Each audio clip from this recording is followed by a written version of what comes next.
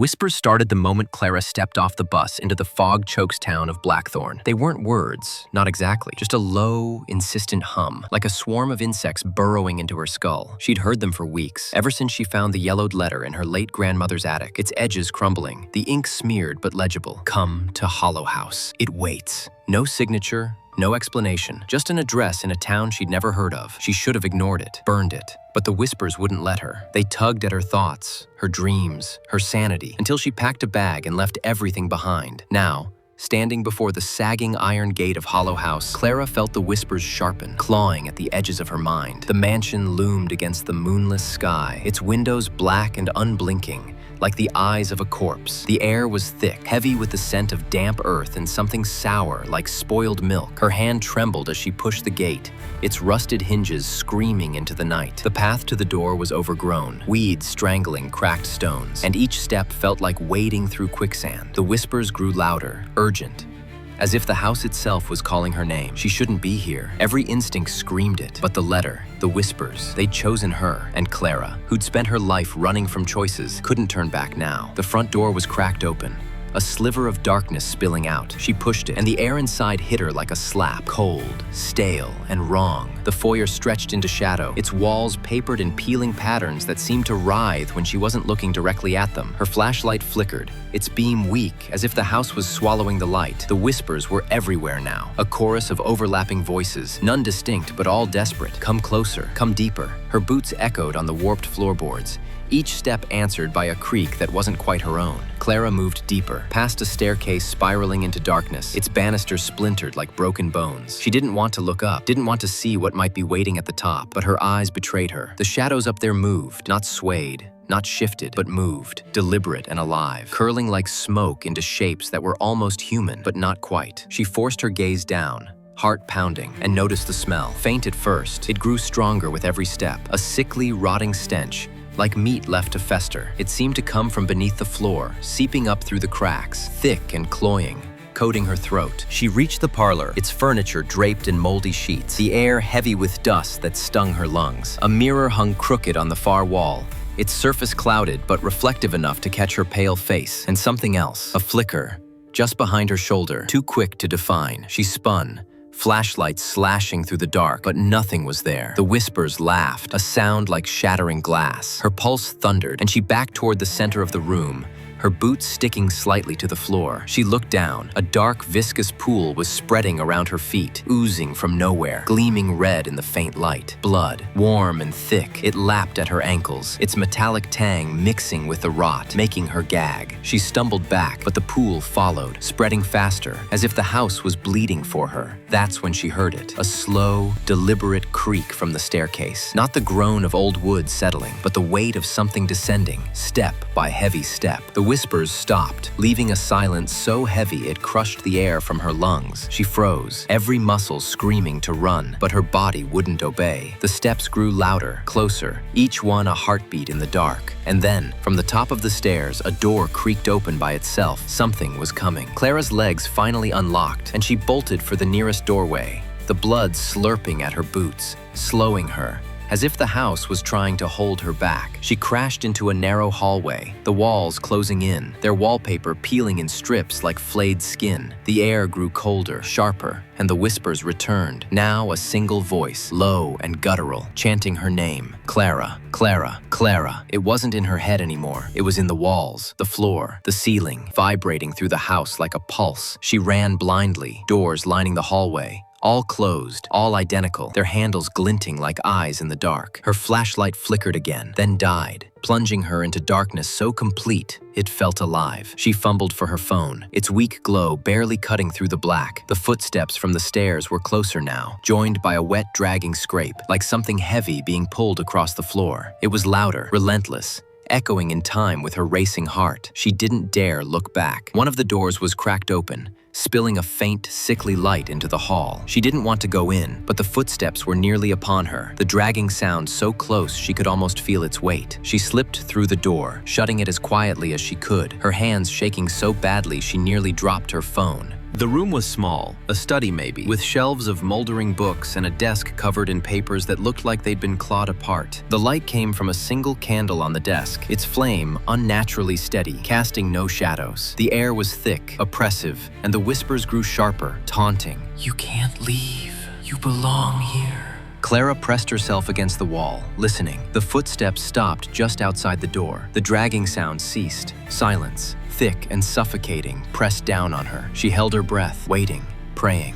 Then, a soft knock. Once, twice, 3 times. Each one sent a jolt through her spine. The whispers started again, not from the house now, but inside the room, behind her. So close they brushed her ear. She turned, slowly, dread pooling in her gut. The candle's flame didn't move, but the air did. It shifted, thickened, as if something was breathing just out of sight. The papers on the desk rustled, though there was no breeze. And then she saw it, a shadow on the wall, tall and thin, with limbs too long and a head that wasn't right, too sharp, too angular. It wasn't her shadow. It wasn't anyone's. It moved when she didn't, stretching toward her, its edges fraying like smoke. The whispers hissed, "Look at me." Her heart slammed against her ribs as she backed toward the door, her hand fumbling for the knob. It wouldn't turn. The shadow lunged, its fingers grazing the air near her face, cold as ice. She yanked harder. The knob finally gave, and she stumbled back into the hallway. The footsteps were gone, but the dragging sound was louder, closer, coming from the other end of the hall. She ran, her phone's light bouncing wildly, catching glimpses of things she didn't want to see. Handprints smeared in blood on the walls. A child's shoe lying abandoned in a corner, its laces crusted with something dark. The hallway seemed to stretch, growing longer with every step, the doors multiplying, all closed, all wrong. She reached a new door, heavier than the others, its wood splintered and scarred. The whispers urged her to open it. Inside, inside, inside.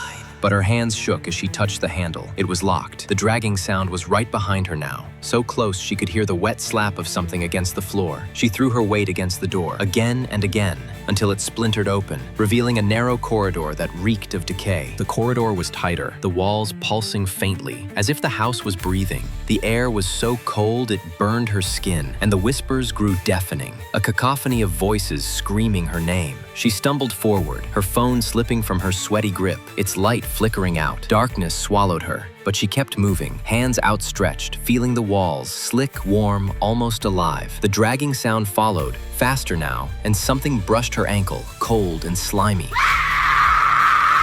She screamed, kicking blindly, and ran until she hit another door. This one was cracked open, and she pushed through, nearly collapsing. The new room was vast, its ceiling lost in shadow, its walls lined with cracked mirrors that reflected her terrified face 100 times over. The floor was slick with blood, ankle-deep now, and the stench was unbearable, a mix of rot and copper that made her retch. The whispers were a roar. Stay, stay, stay. And the dragging sound was everywhere, circling her. She spun, searching for an exit, but the mirrors showed only her and something else. In every reflection, a figure stood behind her, tall and thin, its limbs bent at impossible angles, its face a featureless void except for a mouth stretching too wide, filled with teeth that glinted like knives. It didn't move in the room, only in the mirrors, but its presence was heavy, pressing against her mind. Clara backed away, her boots sloshing through the blood, until she hit a staircase, not the one from the foyer, but another, spiraling downward into a blackness that seemed to pulse. The whispers urged her on.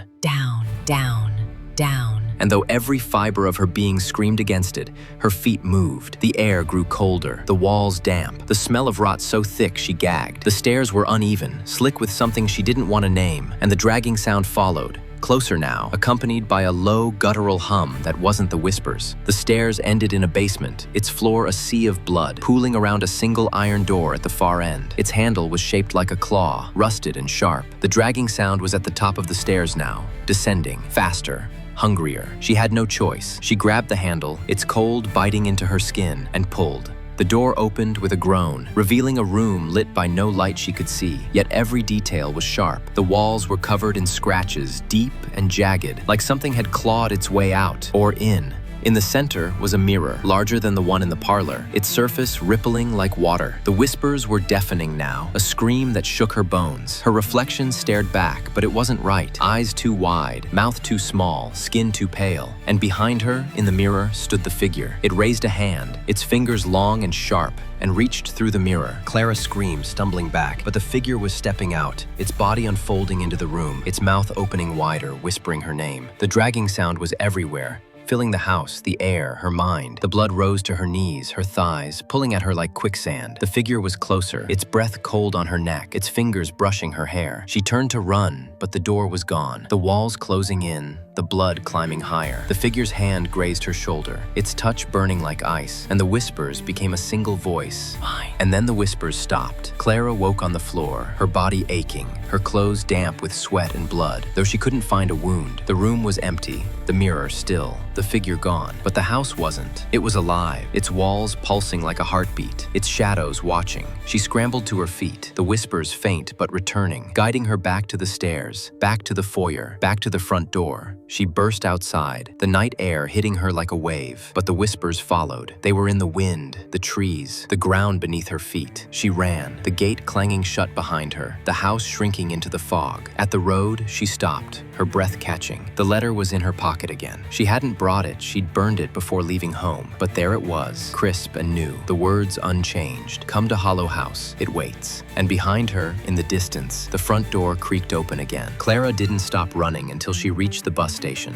her chest burning, her mind fraying. The town of Blackthorn was silent, its streets empty, the fog thicker than before. She boarded the first bus out, not caring where it went, and collapsed into a seat, clutching the letter. She didn't read it again. She didn't need to. The whispers were back, softer now, but growing, promising she'd return, promising the house wasn't done with her. Days later, safe in her apartment hundreds of miles away, Clara tried to forget. She burned the letter again, watched it curl into ash, but the whispers didn't stop. They came at night, in her dreams, in the quiet moments when she was alone. And sometimes, when she passed a mirror, she saw it, not her reflection, but the figure, waiting, its mouth stretching wider, its fingers reaching. She didn't tell anyone. Who would believe her? But she knew, deep in her bones, that Hollow House wasn't just a place. It was alive, and it had marked her. She'd escaped, but not really. Because every night when she closed her eyes, she heard the creak of a door, the drag of something heavy, and the whispers, always the whispers, calling her back. And one day, she knew she'd answer.